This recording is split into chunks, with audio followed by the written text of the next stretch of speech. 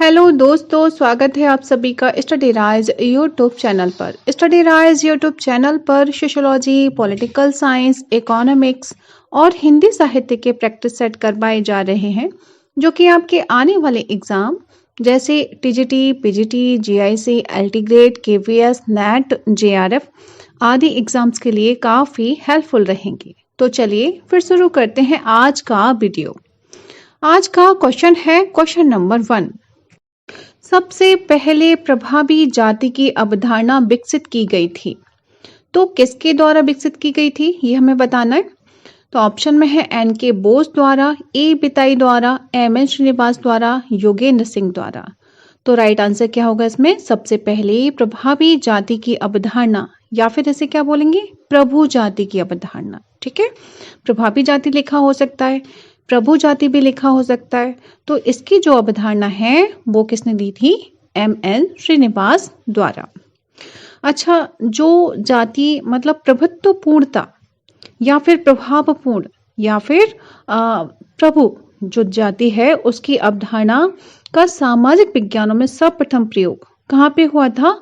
अफ्रीकी राजनीतिक व्यवस्था के विश्लेषण में हुआ था। अगर ये क्वेश्चन पूछ ले जाए, अगर इस अवधारणा यानी प्रभुत्वपूर्णता की अवधारणा का सबसे पहले प्रयोग कहाँ हुआ था, ठीक है, तो अगर उसमें ये दिया है ऑप्शन कि अफ्रीकी राजनीतिक व्यवस्था में हुआ था, तो वो हमें वहां पे सही करना पड़ेगा। तो इसमें 2 क्वेश्चन तैयार हो जाते हैं। इसके साथ ही भारतीय समाजशास्त्र में इस अवधारणा को सर्वप्रथम प्रयोग में लाने वाले कौन थे? तो प्रोफेसर एम एन श्रीनिवास जी थे, जिन्होंने इसका प्रयोग जाति व्यवस्था के विश्लेषण में किया। किसमें? जाति व्यवस्था के विश्लेषण में के संबंध में किया। उन्होंने बताया कि उस जाति को प्रबल या प्रभु जाति कहा जा सकता है जो किसी गांव अथवा क्षेत्र विशेष में आर्थिक एवं राजनीतिक दृष्टि से महत्वपूर्ण प्रभाव डालती है। कौन कौन से क्षेत्र में? विशेष में आर्थिक रूप से बहुत ही मजबूत हो और किसी राजनीतिक दृष्टि से महत्वपूर्ण हो, तो वो जो जाति होती है वो बहुत ही प्रबल जाति कही जाएगी या प्रभु जाति कही जाएगी। ठीक है, उसका बहुत ही ज्यादा महत्वपूर्ण प्रभाव पड़ता है। अच्छा, और क्या होता है? इस जाति का पारंपरिक एवं प्रथानुगत जातीय श्रेणी में सर्वोच्च स्थान होना जरूरी नहीं है कि कोई भी जाति है तो उसका जो पारंपरिक है, जो प्रथानुगत जो जातीय श्रेणी है उसमें सर्वोच्च स्थान हो, ऐसा जरूरी नहीं है। किसी जाति की और क्या क्या जरूरी है इसमें? जबकि जो प्रभु जाति है उसमें जरूरी है जाति की जनसंख्या की ताकत हो। क्या हो? किसी जाति की जनसंख्या की ताकत हो, शिक्षा हो तथा सांस्कारिक परिस्थिति जैसे कुछ ऐसे कारक होते हैं जो किसी जाति को किसी एक गांव विशेष में अथवा ग्रामीण भारत के किसी क्षेत्र में उसे प्रभु जाति का दर्जा देते हैं।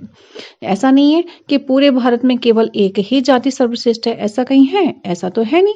हर क्षेत्र में अलग अलग जाति मतलब उसका प्रभुत्व अलग अलग होता है। किसी में जैसे राजस्थान में मीणा वगैरह है ना, या फिर कहीं पे कोई जाति है, या कहीं पे यादव वंशी हैं, या फिर और कोई जाति है। ठीक है, तो इस तरह का जो प्रभु जाति कही जाएगी तो उसके लिए क्या पारंपरिक रूप से जो परंपरा रूप से चली आ रही कोई जाति जैसे मान लो सर्वश्रेष्ठ है, तो वो ऐसा जरूरी नहीं होता है। तो इसका जो राइट आंसर होगा वो क्या होगा? M N Srinivas. नेक्स्ट है क्वेश्चन नंबर 2। इनमें से कौन एक प्रभु जाति की विशेषता नहीं है? अब इसमें देखो विशेषताएं देख लो, जो नहीं है वो हमें बताना। आर्थिक प्रभुत्व, सांस्कृतिक प्रभुत्व, उच्च सांस्कृतिक परिस्थिति या फिर अधिक अच्छी शैक्षिक परिस्थिति। तो इसमें से क्या नहीं है, यानी कि क्या जो नहीं है विशेषता, तो वो इसमें से क्या हो जाएगा?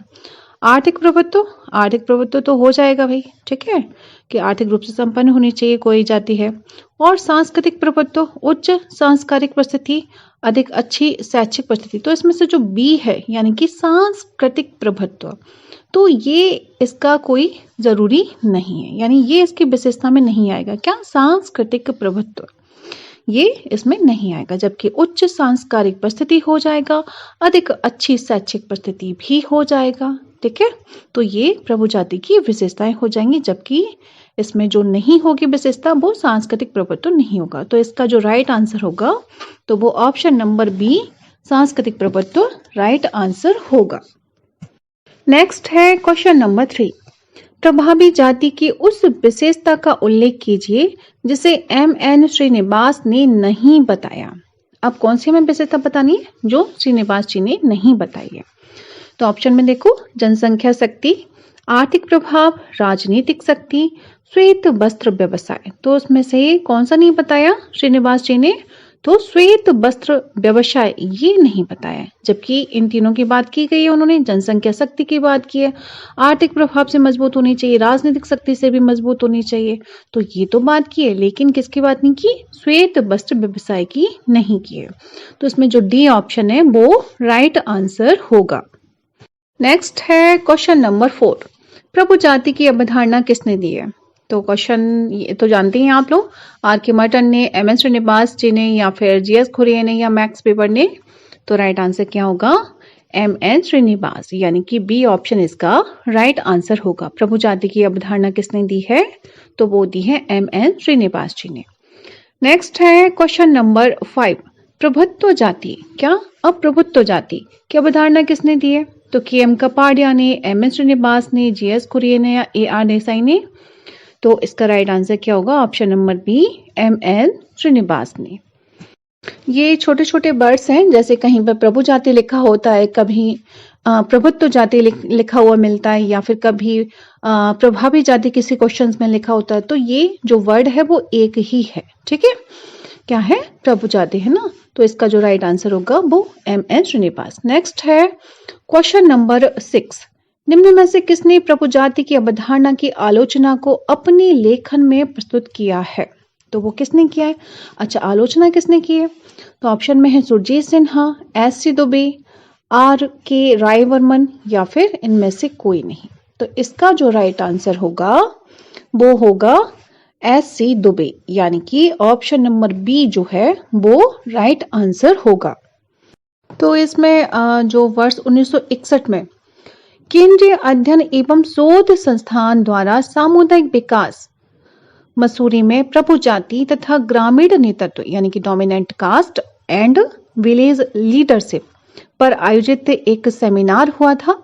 सेमिनार में ग्रामीण भारत में परिवर्तन की प्रवृत्ति, क्या था? सेमिनार में ग्रामीण भारत में परिवर्तन की प्रवृत्ति नामक शीर्षक से अपना शोध पत्र प्रस्तुत करते हुए एस.सी. दुबे ने भारत में ग्रामीण नेतृत्व की अवधारणाओं एवं अध्ययन के तरीकों को शामिल करते हुए पाया कि राजनीतिक शक्ति कुछ व्यक्तियों तक केंद्रित हो गई है।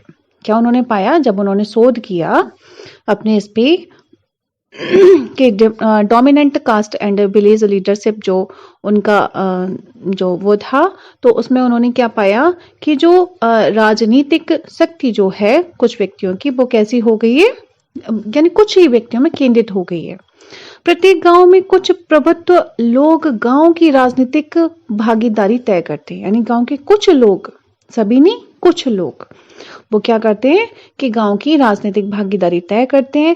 वे विवादों को निपटाने के लिए, युवा शक्ति में मार्गदर्शन के लिए और त्योहारों के समय उत्सव के आयोजन में महत्वपूर्ण भूमिका निभाते हैं। आजकल ऐसा ही होता है, ठीक है, कुछ जो लोग होते हैं वो चंदा इकट्ठा करते हैं, फिर कोई चीज है जैसे त्योहार मनाया जा रहा है तो वो सारा अरेंजमेंट करते हैं, या फिर युवा जो लोग हैं उनको उनका मार्गदर्शन करके वो सारे वर्क करवाते हैं, या कोई विवाद हो जाता है तो उसे भी निपटा देते हैं, ठीक है। तो ये जो भूमिका है वो क्या कुछ व्यक्तियों में केवल सीमित रह गई। उनकी भूमिकाओं को ग्राम पंचायत, विधायक और सांसद के चुनाव के समय भी देखा जा सकता है, यानी उन जो कुछ लोग होते हैं उनकी बात चुनाव वगैरह होते हैं तब भी मानी जाती है। तो उन्होंने ये कहा है कि ये जो मतलब जो प्रभु जाति के बारे में बताया कि राजनीतिक रूप से किसी गांव की बहुत ज्यादा वो जनसंख्या हो, ठीक है, बहुत ज्यादा स्ट्रांग हो राजनीति के रूप में, तो वो ऐसा नहीं है। इसलिए उन्होंने इसकी जो प्रभु जाति की अवधारणा है उनकी उन्होंने आलोचना की। तो राइट आंसर क्या होगा? एस.सी. दुबे। नेक्स्ट है क्वेश्चन नंबर 7, मैसूर की ओक्कालिंगा जाति का अध्ययन किसके लिए प्रसिद्ध है? अब क्या पूछा है? मैसूर की ओक्कालिंगा जाति का अध्ययन किसके लिए प्रसिद्ध है? तो निम्न जाति के लिए, उच्च जाति के लिए या फिर प्रभुत्व जाति के लिए या अछूत जाति के लिए? तो किसके लिए प्रसिद्ध है? तो ये जो है मैसूर की ओक्कालिंगा जाति का अध्ययन प्रभुत्व जाति के लिए प्रसिद्ध है। किसके लिए? प्रभुत्व जाति के लिए प्रसिद्ध है। दक्षिण भारतीय गांव में सामाजिक मानवशास्त्रियों ने ब्राह्मणों तथा ओक्कालिंगा की प्रभु जाति यानी डोमिनेंट कास्ट है के रूप में पाया गया उसे। और मैसूर के टोट्टागड्डे गांव में जो छक्की ब्राह्मण थे या तंजौर तमिलनाडु में जो कुंभपेट्टई ब्राह्मण थे, गांव में समर्थ ब्राह्मणों को प्रभुत्व जाति तथा रामपुरा में, बंगला में, डेलना में सभी मैसूर प्रांत में ओक्कालिंगा जाति को प्रभुत्व जाति माना गया। इन गांव में प्रभुत्व जाति के संबंध में आर्थिक स्थिति कैसी थी? विशेषतः भूमि का होना। केवल एक स्थिति ऐसी थी कि ओक्कालिंगा जो जाति थी उसके पास बहुत ज्यादा भूमि थी। ठीक है, इसी जाति के पास बहुत ज्यादा भूमि थी। तो जो इसका जो आधार रहा वो क्या रहा? भूमि का होना आधार रहा। ठीक है, तो मैसूर की ओक्कालिंगा जाति का अध्ययन किसके लिए प्रसिद्ध है? तो वो किसके लिए प्रसिद्ध है? प्रभुत्व जाति के लिए। और ये जो प्रभुत्व था वो किस कारण था उस जाति का? तो वो किसके लिए? क्योंकि उनके पास भूमि अधिक थी इसलिए प्रसिद्ध था। तो सी ऑप्शन इसका राइट आंसर होगा। तो फ्रेंड्स आज के लिए बस इतना ही। मिलते हैं नेक्स्ट वीडियो में। तब तक पढ़ते रहिए और अपने लक्ष्य की तरफ आगे बढ़ते रहिए। Thanks for watching my video.